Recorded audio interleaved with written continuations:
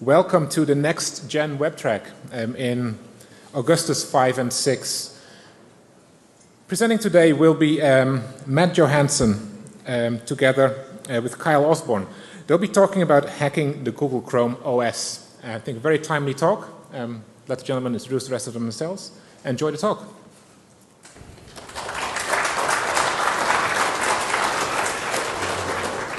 Thank you, Kos. So I'm Matt Johanson. This is Kos Osborn. We both work for BlackHat Security. We're both application security professionals for the Threat Research Center there. I was an engineer turned team lead. Kyle? I'm an AppSec specialist. My primary focus is on offensive security, and I'm the sort of guy that likes to push the big red button to see what happens. So yeah, as I said, we work for the Threat Research Center. We're part of a team of 30-plus people who are responsible for staying on top of the latest web hacking trends in the world to kind of benefit our clients from our hacking services. We sit behind our Sentinel service, which came out in 2003. It's a website vulnerability assessment and management system. And we also perform the business logic and manual assessments on the thousands of websites that are under service. So that's our little company preview. Let's get right into it, though. So this is what started the whole shebang. Kyle's got it here. This is Google CR48. This was the beta laptop back in the fall of 2010 when this came out.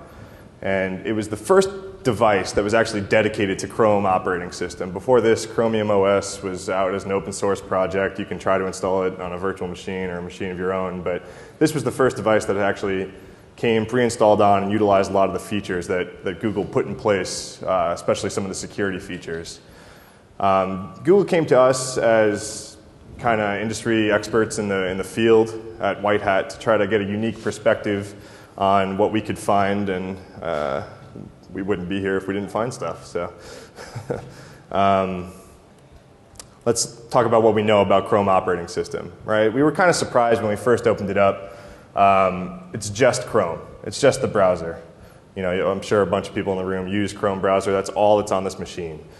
When we logged into the laptop, in order to log in, you needed to log in with your Google account. So you're authenticated your Google account. It's got built-in Wi-Fi and 3G. It's just the browser. Because of this, nothing is stored locally, right? You don't have access to the hard drive at all. There is no real software that you can install on it. It's pretty much a lockdown device.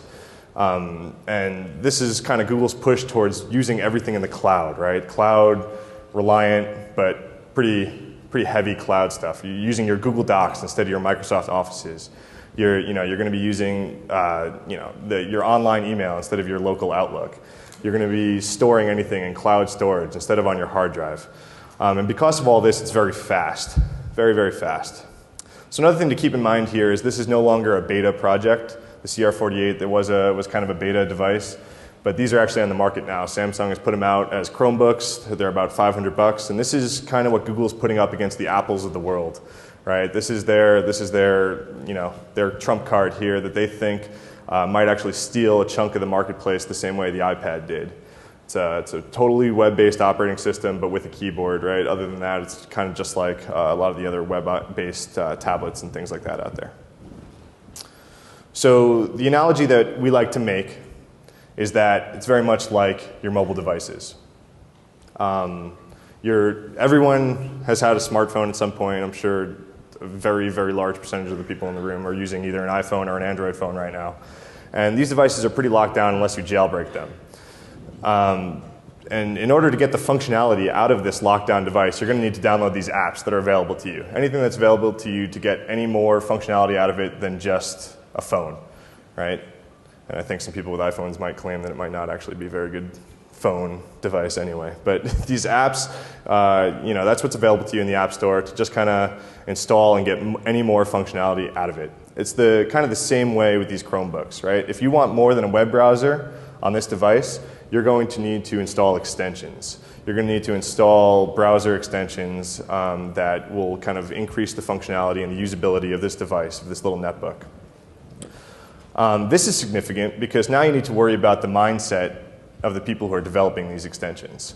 The other important thing here is a lot of these extensions are third-party developer developed, right? They're just put on the Chrome Web Store the same way that apps are put on the Apple App Store.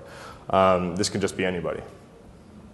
Right, another thing to emphasize with this is because Google is actually putting out this ChromeOS operating system, they're very much emphasizing removing the desktop from the desktop operating system. It is just a web browser. There is no other programs besides what you can run in a web browser. And unlike Apple's App Store, there is no review process currently in place with the Chrome Web Store. So basically, everything you get from the Chrome Web Store is taken directly from the developer and made available to you from a supposedly trusted service such as Google. It's kind of can be kind of a problem. We actually saw an extension that was live in the web store for download called Cookie Stealer, and it did exactly that. It wasn't developed by us, but it had the check mark verified as absolutely secure and safe. The other correlation here is the same way that when you install an app on your phone, it pops up and tells you what that app is going to have permission to, right? So when you install an app, it's going to say, hey, this is going to have permission to X, Y, Z. The Chrome extensions, instead of having permissions to, say, your GPS location, your call history, text messages, these extensions are going to have access to talk to different websites, right? So what websites can this extension actually talk to besides itself? So what does a hacker see, right? We're going to look at this, especially us web hackers, and this is just a juicy new attack surface, right? This is a very target-rich environment. A lot of the extensions, the Chrome extensions especially, are just mini web applications. They're just to help get more usability out of this device. We're going to talk about a few extensions in a second that literally ran as little mini websites. So we were able to find some of the web application vulnerabilities that we look for, that we've been looking for years, that everyone knows about. The difference between this and other browsers is just that these Chrome extensions are actually web applications rather than something like a Firefox extension, which is probably a little bit more, or an add-on, is a little bit more software-like. You're installing it on the machine. It's not necessarily, it doesn't act like a web application at all. Something like a NoScript, you're installing it, it's changing something in your browser. These aren't doing that. At least the ones that we're playing with, they're just mini websites. So let's get right into it, right? This is the extension that, the first vulnerability that we found. It's actually the first extension I even tested for anything on this CR48. So within, I'd say, half an hour of opening this computer, I found this bug. I didn't realize what I had found maybe for another day or two, but it was within a matter of minutes. So it was pre-installed. It's one of the very few pre-installed extensions on the CR48 and now on the Chromebooks. And it was just a simple note-taking app, right? It's just a little Post-it note. It takes up very little screen real estate on your screen, which is very important on these little netbooks, right? So all it is going to be your to-do list or whatever you're going to write, and it's going to, another feature, the main feature of it, is going to sync to your Google Docs account. So that's going to happen automatically every few seconds to a folder called Scratchpad. A side feature of Google Docs that we're going to use in our exploit here is that you can actually share documents and folders with each other on Google Docs. Me and Kyle were laughing about it when we were writing up all the stuff and information for this hack. We were actually using Google Docs and sharing documents with each other, even though we were exploiting vulnerabilities in it. Another side feature, though, of Google Docs, which makes this exploit pretty unique, is that you can actually, the person receiving that document or folder does not need to give permission to receive that document or folder. They just get it. And there's also a nice little checkbox that you're going to see that we can actually turn off the email notification to even let them know that they got it. So not only do they not need to tell you that it happened, they could just not know that it happened at all. So the three key points here is everyone has it. It's pre-installed, right? So everyone who's using this device has it. When we tested this, you'll see in the video that we have, when we tested this, it had 30,000 users. That was back in the fall of 2010 when these were first coming out. You must be authenticated to your Google account to use its functionality, right? So it's going to be syncing to your Google Docs account. You're authenticated. And most interestingly, Google doesn't require permission for you to receive any documents or folders or anything like that. So the question you guys should be asking yourself is, what kind of things could someone be sharing with me without my permission? So we're going to get right into the first demo here that started this whole project.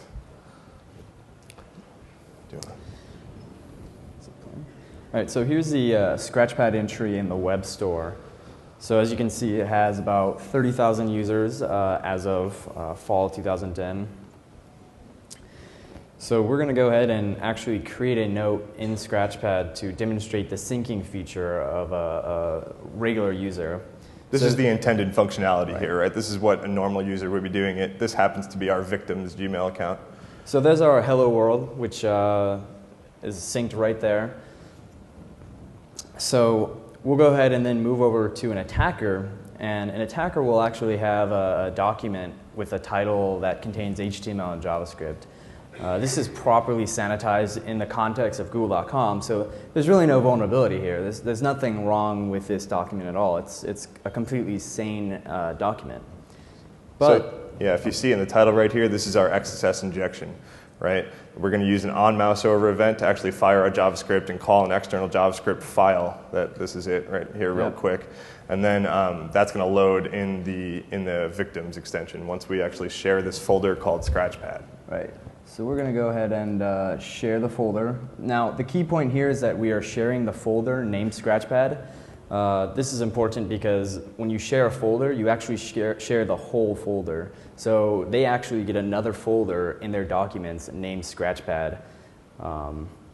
So right here, we're going to go ahead and paste it in there, and then uncheck that little box that said send the victim a notification, because we don't want them to know. So we went in and looks like it's shared. All right, now in just a second, Scratchpad is actually going to automatically sync to this shared document. We can see under here we actually have document shared, a folder named Scratchpad, and there's our inject. No notification or asking for authorization, and now our inject has actually appeared right there.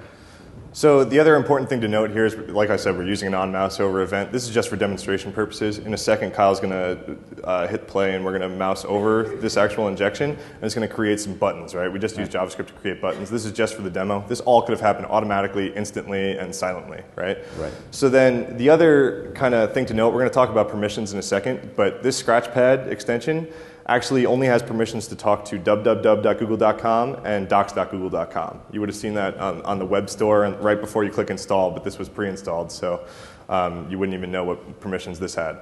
Right. So because it has access to www.google.com, we can access pretty much anything under that domain, which includes things such as your Google contacts, or your Google Voice account, which includes all of your text messages and call history.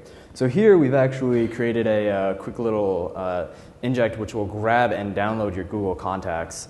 So we'll go ahead and click the button, and this basically uses the export functionality of the account that you're logged into to download your Google contacts in CSV format. So that's the victim's contacts, and we can actually export that very easily. It's trivial to exfiltrate that from an extension. They put it in CSV format, which is nice and parsable for us. Oh, absolutely. So the cool thing here about getting every contact in the victim's email box is that we can take all these email addresses and share the same document to all of them, right? So this is potentially a zero-click, tops one-click worm, right? One click would be to open the Scratchpad extension. Otherwise, it just would happen silently, automatically. It'd be very trivial just to grab every email you have, spam it out to everyone, and then continue with that process. Exponentially, yep. Yep. And with doing that, grab all their contacts and steal their information. So another inject we made, because it has access to www.google.com and docs.google.com, we can actually inject JavaScript into those websites, or into those domains. So because of the functionality, the API, which we'll go over in a bit, we can exploit a website that doesn't have any exploits. We can inject our own JavaScript and more or less create XSS bugs. Yeah, these exploits had the extensions have a pretty nifty function called execute script. Yep. So execute script tab ID, code you want to execute. So we just were able to. So in this case, we're actually just alerting your cookies, which in this case, if we were an attacker, we wouldn't need to do this. We can just go ahead and pop the box, inject the JavaScript, export your cookies, and then send your cookies back to us, and suddenly we are in your Gmail session, in your Google session. And so not only was it a zero-click worm, it's a zero-click worm that anyone who was using Scratchpad who received that, we stole their Google account. All of their email, all their documents, all their text messages and call history on Google Voice, yep. Their Android phone, whatever it was, right? So anyone who would have gotten this, again, silently and not knowing it, we would have been able to steal their Google account. So you noticed that this was a video, right? So Google was actually really good about this and fixed the cross-site scripting. This extension, luckily, was developed by Google, right? Scratchpad actually was developed by Google. So they were in control of the code that the cross-site scripting was actually in, so they fixed that rather quickly. But then we got to playing. We're like, okay, wait a second. So this extension only had permissions to docs.google and www.google. Let's see what some of these other extensions have permission to, and then what we can do there. And if Google has an XSS bug, what do we think the odds are of some other people having XSS bugs, right? Pretty high. So kind of just to explain how we did what we did in that Scratchpad demo, since we had permissions to those two domains, and we also, there's a list, if you guys read our white paper, there's a list of the Chrome APIs that all the extensions can actually use. And most of them have permission to an API called tabs, right? Because they're going to need to interact with some tab that is open in the browser at that moment. So the Scratchpad had docs.google, www.google, and tabs. So that's how we were able to do that. We're able to talk to any tab that is open and open any new tab that we want to. And again, just rehashing this, these permissions are set by the third-party developer. These are set by the person who just uploaded this extension. So now we really have to worry about where they are in the security mindset of things. And again, there is no code review process immediately or at the moment. So someone can upload wide open permissions, and there is a notification saying, hey, this wants to access everything. But that's up to the user's discretion to then go, okay, and install it. How many people in the room right now have an iPhone in their pocket at the moment? Or an Android. Okay, more hands. How many of you have installed apps on there? You've all seen the pop-up box with this app that you're about to install. This really cool Angry Birds wallpaper that you're about to install has access to your GPS location and your text messages and your call history. How many people have hit cancel because of that pop-up box? Okay, more in this room than probably any other room that I asked that in, right? So in these extensions, that's not even actually a pop-up box, right? It's just under the install button, and it says what domains this is going to talk to. Well, of course, your note-taking Google application is going to have to talk to docs.google.com. Why would that stop you from installing anything? Of course, your banking extension that's going to help you do banking transactions is going to have to talk to your bank, right? So these are the kinds of things that we're looking for now.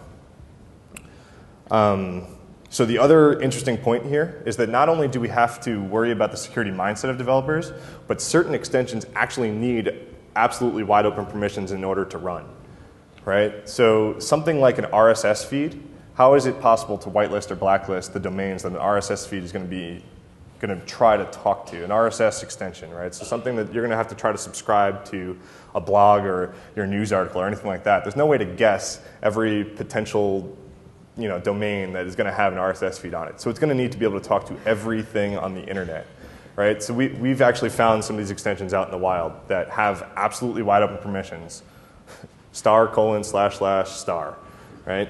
And so they're able to talk to everything. So that's kind of what we're talking about here. So a quick review of the extensions that, as an attacker, I find very interesting. So we've got bookmarks, cookies, and history APIs. So basically, these all allow you to add, edit, delete, view all the bookmark, cookies, and histories that you have. This is great because now I don't have to inject JavaScript into Google.com. I can take it directly from the cookies API.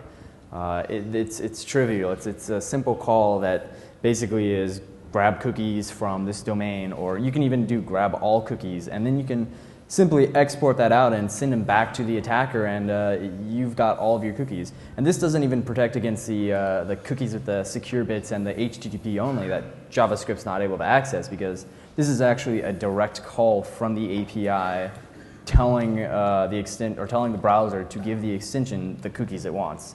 The two others that are really interesting, as Matt mentioned, is the Windows and Tabs API. That basically lets you control windows and tabs in the browser. You can you can move stuff around and modify the tabs. You can watch them and all that. But there's also a neat little function called execute script, which we mentioned earlier, which actually lets us execute JavaScript inside any tab we want, given the permission from the URL match pattern.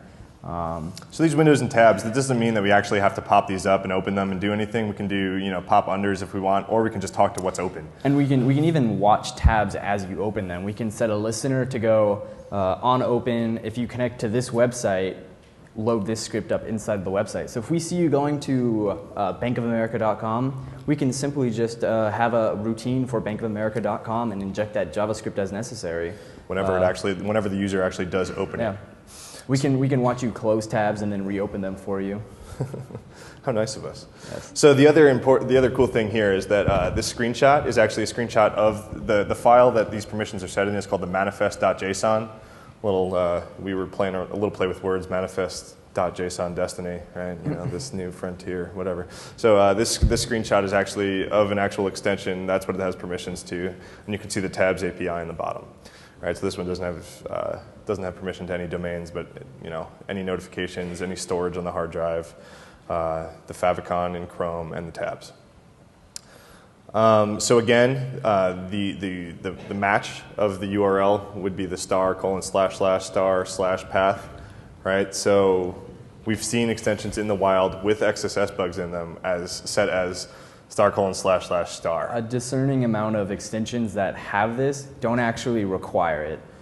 You'll find random things that don't really need any interaction with websites or only need interaction with a few specific websites that are kind of abusing this, because there are other ways that a developer can inject script into a website without actually including this and make their extension interactable.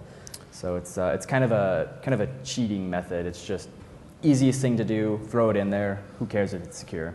So the other important thing to note about the star before the :// that should mean any protocol. It actually just means HTTP or HTTPS. Right? It doesn't mean that we can all of a sudden open FTP connections and do or whatever file : / or file. Yeah, that in the very initial release of ChromeOS, we were able to do file : / but as soon as we updated it, that day that we updated it, we were no longer able to access the local file system.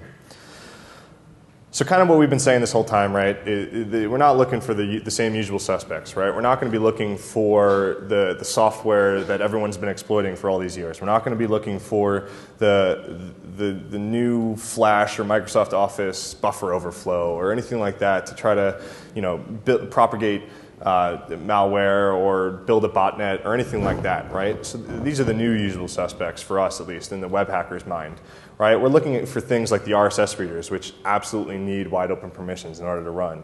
If those have a cross-site scripting bug in them, it's game over, right? Mail notifiers, right? So something that goes and grabs your email from somewhere and displays the subject line in your browser, like, oh, thanks, and then I can click on it and open my email. Note takers like Scratchpad. Basically anything that takes input from anywhere and displays it on the screen, we're going to be looking for cross-site scripting bugs. Any extension that's going to go and talk to a database, we have a demo with one of those, we're going to look for the SQL injections of the world. Anything that's going to go ahead and perform an administrative function for you, something business sensitive, we're going to be looking if we can CSRF it, right? This is the web hacker's mindset. We don't care about this access to the hard drive that's so limited. We could care less about what's on there, right? And the other cool thing here is that an XSS vuln, like that we find every day at BlackHat, right? We find them every day. They're everywhere. It's the most widespread web application vulnerability out there. When you find an XSS vuln on that website, contrary to what the name cross-site scripting says, you're going to attack the users of that website, right? If you find cross-site scripting vuln on an extension, you can potentially attack the users of any website. That's what makes this completely new and different. This is unprecedented. So then I have a nice picture of Kyle on this slide. Thank you. It's a direct quote from the internet, so we know it's real, right? I think I said that before, actually. This small child can code JavaScript. So why are we going to be worrying about this native code execution, right? Everything that I just talked about, right? That stuff is hard, right? I don't want to worry about writing these overflows and underflows and do all this reverse engineering and spend years learning assembly and all this kind of stuff. I'm going to write JavaScript because it's the absolute easiest thing that I can do as a web hacker in order to exploit some sort of vuln, right? So this XSS, this simple, just plain vanilla cross-site scripting gives us everything that we could possibly want, right? All the information is in the browser. Right, it's actually, because JavaScript is really easy, the learning curve for any of these exploits is pretty low. I mean, if you've ever popped XSS in any website, you can do it in these extensions, but the impact is much, much higher than anything we've ever seen before. I mean, you can't do this stuff in a website. You can't attack other websites with cross-site scripting. Exactly. So at the executive briefings yesterday, someone brought up that bugs being sold kind of on the market, right? That mobile bugs are being sold for actually 20 to 30% more than desktop bugs nowadays. Because if you own someone's phone, you own their whole life, right? That's the mindset. That's why people are buying these crazy mobile exploits, right? This is the easiest exploit. I mean, if I can go and sell that JavaScript that we just wrote for Scratchpad for 80 grand on the black market, right? Compared to what you would be buying for a desktop bug nowadays. That shift right there is showing the importance, the change of importance here. We're not worried about what you're storing on your hard drive anymore. I could care less about your computing power. That's not what web hackers care about. Oh, and the other thing that's completely new here is that in cross-site scripting, in normal cross-site scripting in web applications, what we talk to our clients about is input validation and output encoding, right? Those things all happen server-side. That's something that our clients can actually fix and do better. These extensions and stuff like that, the encoding must happen client-side, right? All this input validation is now client-side, which we've never seen before. Right, so this cross-site scripting is actually local on your machine in your extension. It's being fired in an extension that's installed on your machine. That, it's not coming from the server. That encoding is completely different. You would have to output encode client-side. That's never been seen before. So let's go to another cool demo. So we've gone ahead and wrote a purposely malicious extension just for demonstration purposes. With wide open permissions. Like we said, there are extensions out there in the wild with wide open permissions and XSS bugs. We got away with all that and made it really easy to tell what we were doing. So do you want to go ahead and yeah. Cool. Go ahead. Great. So we've, like I said, or like Matt has said, we've created this extension right here, conveniently named malicious extension to, so we don't forget which one it is. So that Google doesn't accidentally upload it to the web store. Oh. So we actually did upload this to the web store. It was available for download. I wanted to make sure that I wanted to see if there was anything that would actually prevent me from uploading an extension that had every single possible API available with full, doors open. With no legitimate purpose whatsoever. No legitimate purpose. I think it was even named malicious app on the web store. But it went through. I removed it immediately. I only let a few people download it. All right, so first we'll go ahead and go with XHR scan. Let's do that last. I'm not actually going to click it. Okay. So because we are on a local area network, but we're not actually going to be scanning. So this is basically just a port scan. We're doing a port scan from your web browser using XML HTTP requests. That's basically like the fundamentals of all the fancy JavaScript in every website, sort of loading stuff on the page while the page is remaining static. So because we have access to pretty much anything, */ whatever, I can start scanning IP addresses in your subnet. I can make requests to every single IP in your subnet with port 80, and I can tell if it's open. JavaScript will actually, depending on the ready state, it'll actually tell you if it's up, but it's not listening on a port. So I can tell if a machine is up, even if it's not listening on port 80.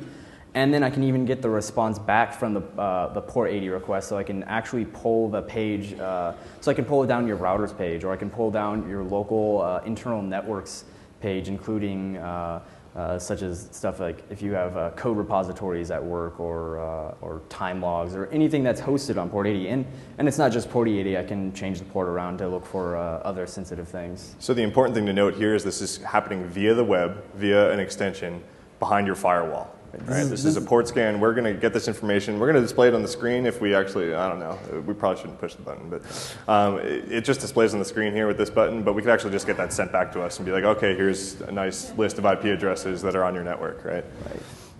So, and it's actually very fast. You can scan 250 IPs like that, just asynchronous XHR requests. It's very quick. I don't know. Hold on. It crashed my Mac last night when we did it. It actually made the Mac kernel panic, and we'll look at it later. Maybe. We'll push it after the last demo, I promise. Yeah. So another one we already showed you, grab Google Contacts. That'll just go in and actually grab your Google Contacts. So there's you know John right there. Smith? That's crazy. Yeah, dude, you know John Smith too? Yeah. Cool. All right, so we did that one already. Yeah, so we did that. So next, okay. I want some audience participation on this one. Who here in the front wants to come up here and give us their phone number? Joe, I choose you. Come on. Come on, Joe. Joe, I have your number right here. We're going to do it. Yeah. All right, so basically what we're doing here is we're going to use your logged in Google session to send a text message with your Google Voice session. So we're just making a valid request to Google Voice to send a text message to someone. And this can all be automated. We can just inject this code and pull down your contact list and then text message everybody in your contact list, or text message whoever we want. We can spam people, we can do whatever with your Google account. It's almost like CSRFing your Google Voice account on Google Voice. So I mean, this is the cool thing about cross-site scripting. If we find cross-site scripting somewhere, all CSRF protections are null and void, right? You get the response, you can parse it for that CSRF token, right? We just regex the Google Voice response for their CSRF token and just included it on the fly in what we got. So I think Kyle is going to send Joe a text message. We put it in password field, Joe, so people wouldn't know your number. But if you want me to say it out loud, I can. There. So it should be coming to you in just a second. This is all demonstration purposes. This is like, say we're going to picture that this extension is running on a victim's machine, right? We hacked someone's, hacked an extension that's installed on a victim. They're authenticated to their Google account, and we went ahead and ran all this JavaScript. So not only that, too. Did you get it? Yeah, Nice. He got the text message, okay. So we can actually also like initiate calls. So if we know you really hate someone, we could have you call them.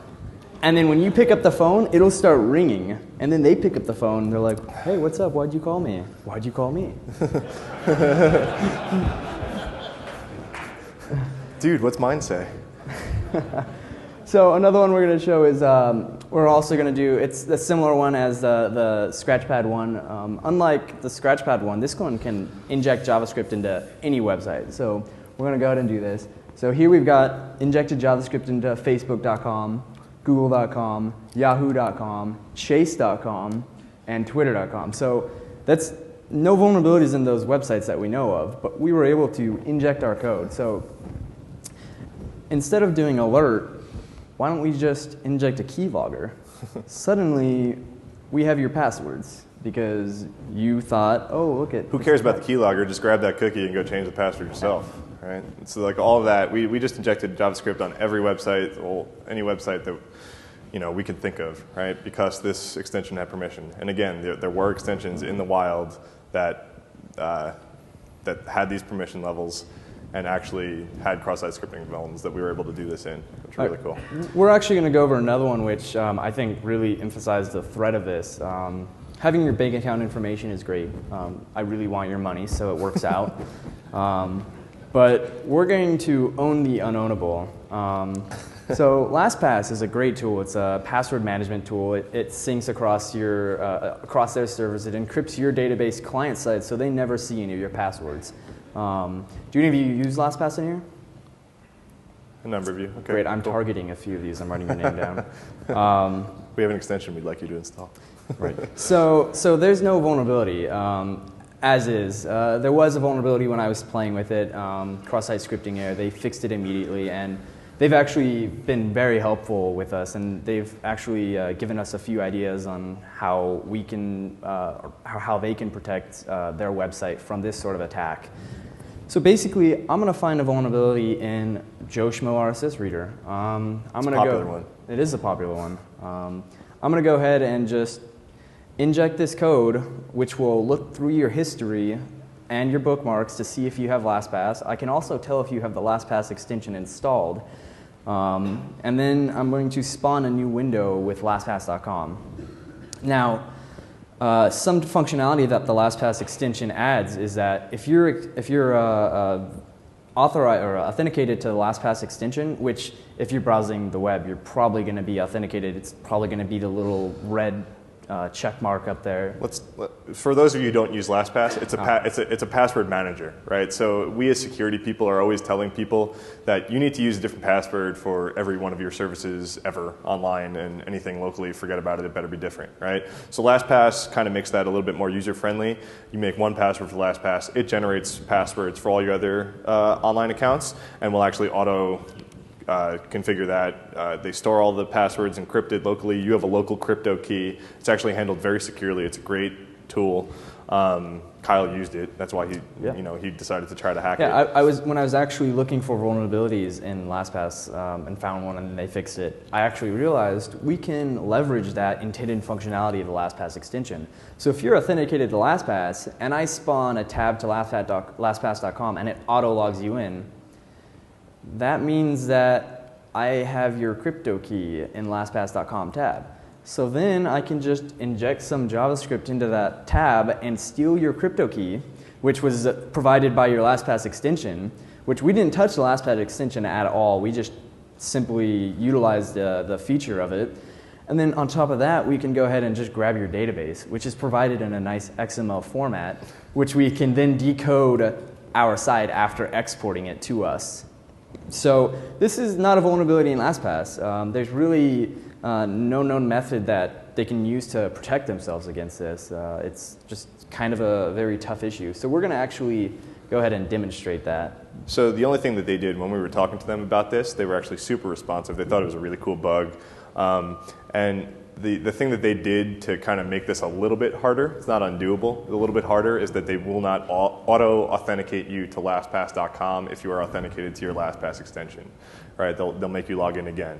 But if you were logged into LastPass.com, this would still work just like any other website, right? We would still be able to inject JavaScript and do everything that we do. Like I mentioned earlier with Bank of America as an example, we can just wait for you to open your LastPass tab and then inject JavaScript. We don't need to do this. This is just making the attack very quick and seamless. We don't even have to worry about it. So this is your LastPass vault in the extension. As you can see, we're logged in and we have Google.com and generic bank. I love them. Yeah, best bank ever. So we're going to go ahead and grab the LastPass database. So what it's going to do is going to open up LastPad. It automatically logs you into their web vault. It's going to inject some JavaScript to grab your local key. I had to export data like this. It's kind of a tricky. This isn't a video. You know, we're doing this live. The wait time in between is actually a JavaScript timeout thing that we did. So this is actually my LastPass database that I just exported and decrypted on the fly.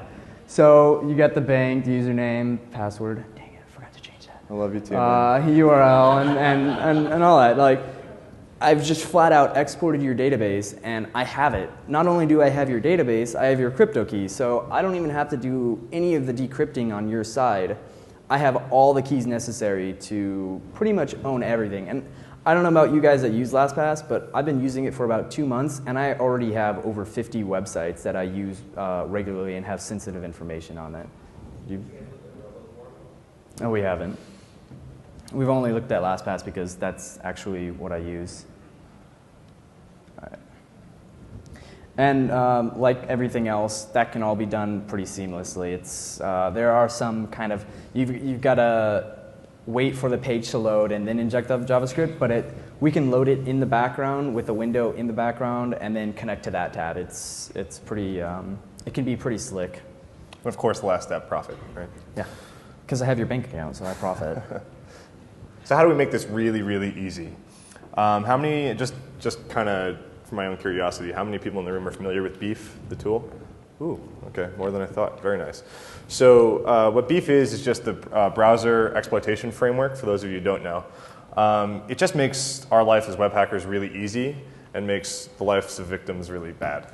Right, so it's basically a good analogy. Everyone's familiar with Metasploit. I'm assuming most of the people are familiar in this room are familiar with Metasploit. It's the Metasploit of the web, right? So it's going to have a list of modules for browser exploitations or payloads, and we're going to use that to maintain persistent control of victims of our cross-site scripting attacks. So because these extensions are just web pages and suffer the same vulnerabilities and they have JavaScript and all that, so instead of attacking a website with Beef, I'm just going to hook Beef into the extension. This is great because Beef maintains persistence by pinging back and forth, so I don't have to do like a hope for my first JavaScript execute running properly and then wait for them to click it again or wait for it to load again or whatever. I have a consistent access to this, this session that I've injected, and I can just inject code as I feel. And on top of that, say you have an extension like LastPass that opened up that window, I can actually put Beef in the background because most of these extensions have a background running process like RSS Reader or LastPass. They check against RSS feeds or your database to see if there's updates, so something has got to be running in the background.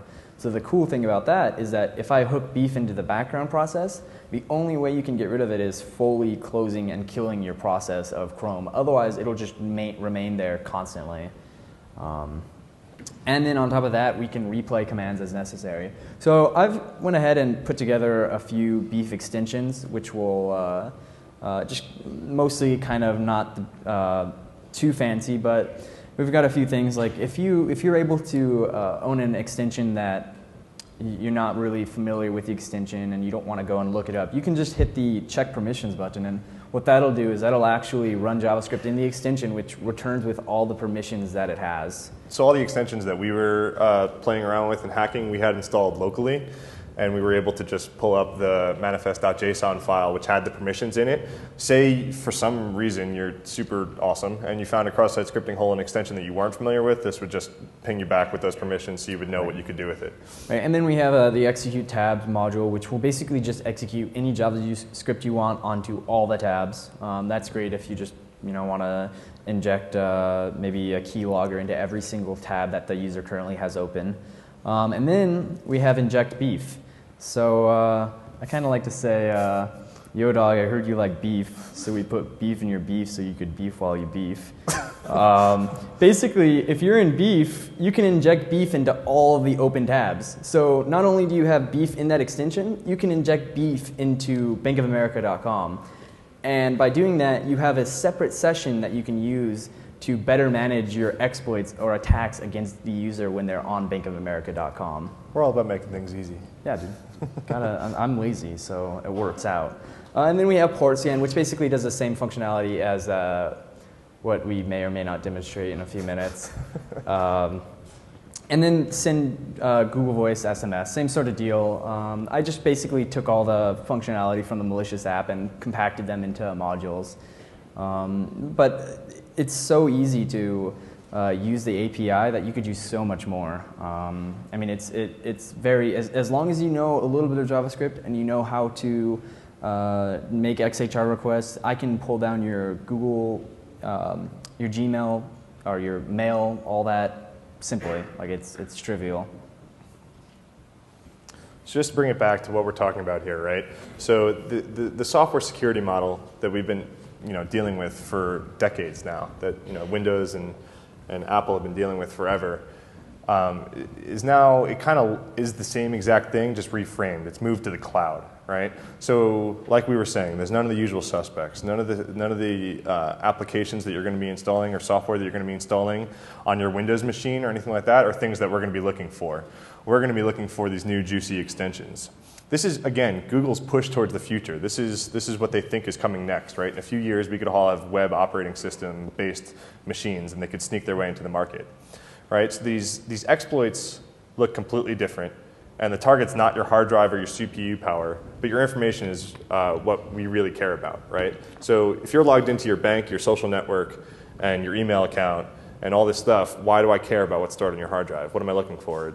Your social security number to top things off? Like, because you're storing a W-9, you're probably storing that in Google Docs now, right? Or you emailed your accountant. Or you have your social security number in your LastPass database. Yeah, well, yeah. Or you're using your AOL account to email your CPA, right? So this is the information that we're looking for now. We're using XSS in ways that have never really been utilized before, even though it's the most widely spread web vulnerability out there. This is completely brand new, and we're not really looking for any of that old stuff. Right. And as I mentioned earlier, Google with this ChromeOS has really taken away the desktop from the desktop operating system. So what all these extensions do are they're basically rebuilding the functionality that you're used to. So the first thing you're going to do is you're going to go out and download anything that you think you would generally or regularly use without really thinking about it, or whatever the top rated extension is, and just grab it. I think the RSS reader that we did find an XSS hole in months ago was actually the top used RSS reader in the web store at the moment. It actually has two parts to it. There's the main RSS reader extension, and then there's an add-on which adds a drop-down button to look for RSS feeds on the page. Both have the same permissions, wide open, and both are very vulnerable. And literally one click, oh look, you have an RSS feed that is iframe, oh look, JavaScript, and oh, my Google contacts are gone. Yeah, thanks for subscribing to my blog. It's called Kyle quote less than sign, greater than sign, script tag. You're owned, right? So I hope you enjoy reading what we have. So let's talk about what some things that Google have done right. We're not up here to bash Google. They've actually been great to work with. They have a few choice nicknames for me nowadays, but we're not going to say them on stage. But let's talk about some of the things that they've done right and kind of why those things didn't really protect against what we were talking about here, right? So whenever I'm talking to anyone about what we have been researching, one of the very first questions they ask me is, what about the sandbox, right? I hear about this sandbox all the time, Google Chrome sandbox.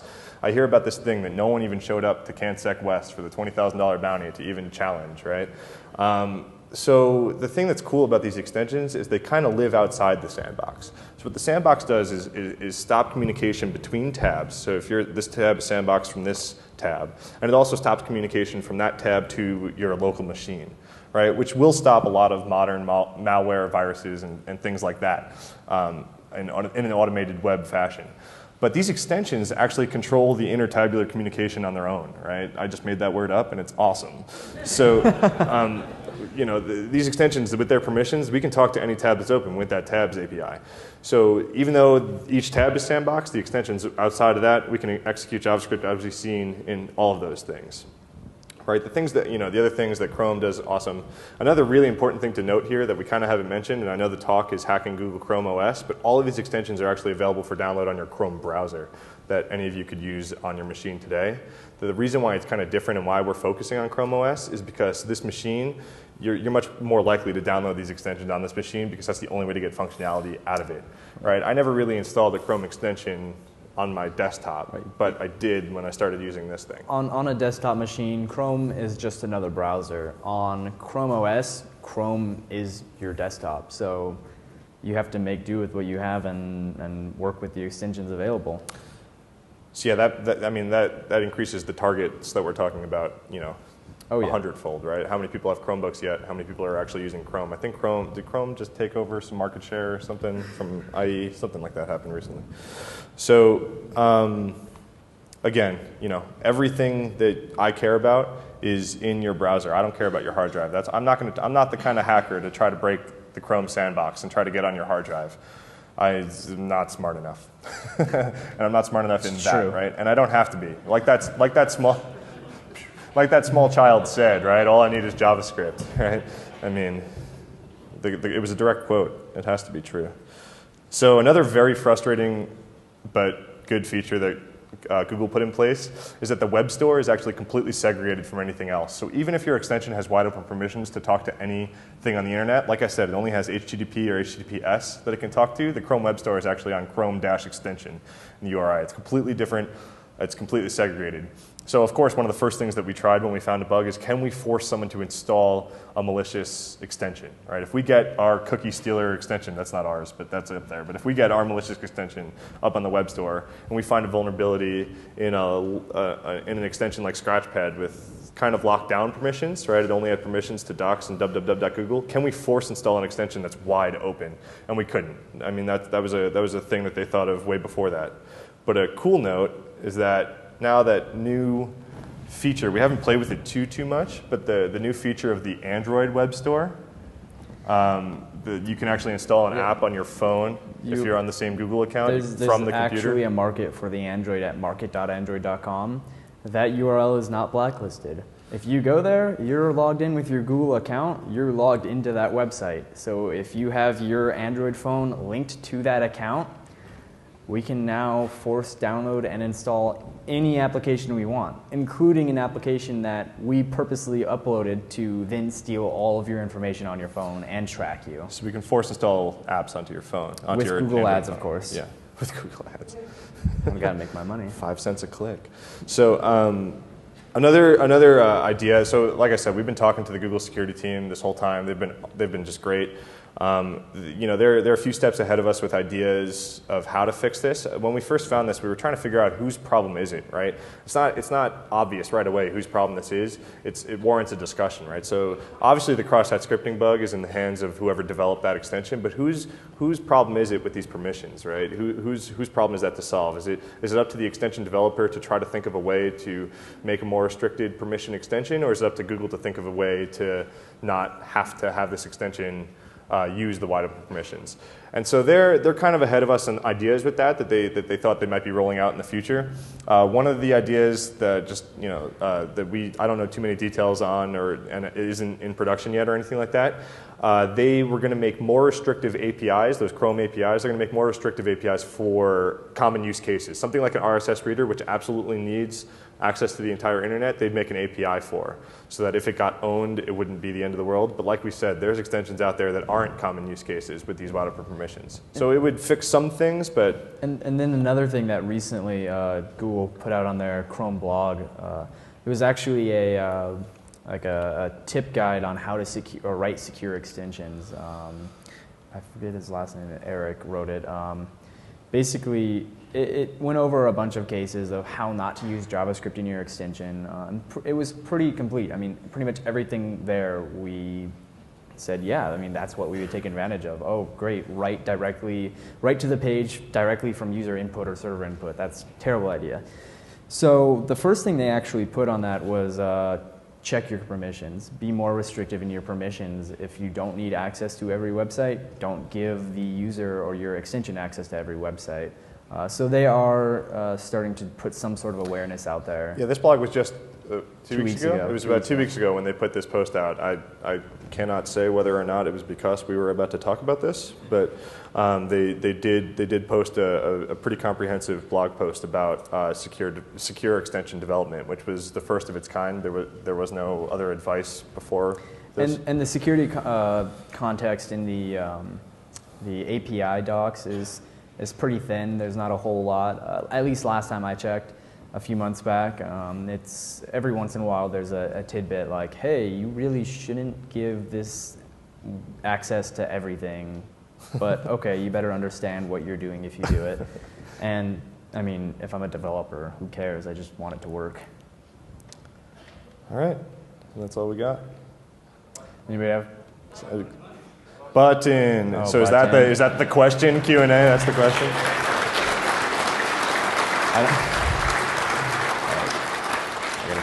You're gonna find what the IP range is. Why? We can just push it and see what happens. No, it's not gonna. It'll do something, right? No, because it's not on the same IP range. It's we've got to supply it. I actually have to supply it with a very short IP range. Otherwise, it's going to be scanning nothing. So, other than the button, any other questions while everyone's filing out? Really? Everyone wants to see the button that bad? I gotta go ahead and. So yeah, it's hard coded into his JavaScript. Yeah, right now it's hard coded, so I'm actually just gonna go in and edit it real quick. How do I right click on Mac?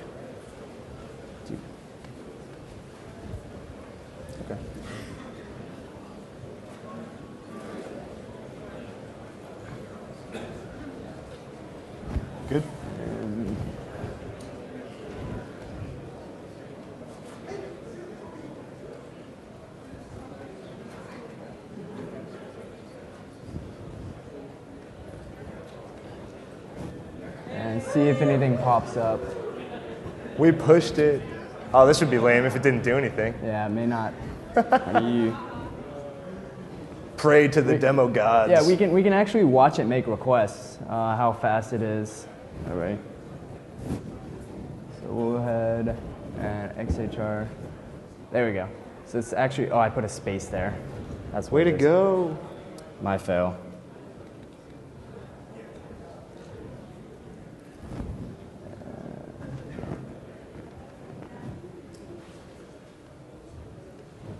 There we go. There you go.